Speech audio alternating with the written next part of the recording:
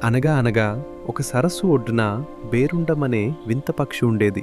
దానికి శరీరం ఒక్కటే కాని తలలు మాత్రం రెండు. ఒకరోజు ఒక తలకు అరుదైన తీయటి అమృతంలాంటి పండు దొరికింది.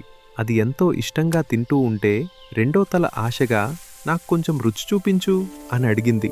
కానీ మొదటి తల గర్వంతో నవ్వి, ఎవరు తిన్నా వెళ్ళేది ఒకటే కడుపులోకి కదా, నేను తినడమే నీకు సంతోషం అంటూ ఆ పండును తన భార్యకిచ్చేసింది. ఈ అవమానాన్ని రెండో తల మనసులో పెట్టుకుంది. కొన్ని రోజులకు రెండో తలకు ఒక విషపు పండు దొరికింది.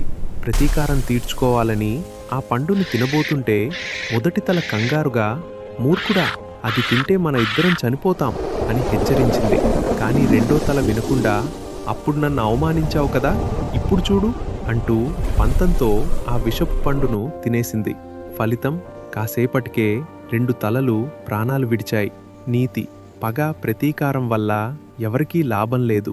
కలిసి ఉండాల్సిన వారు కలహించుకుంటే నాశనం తప్పదు.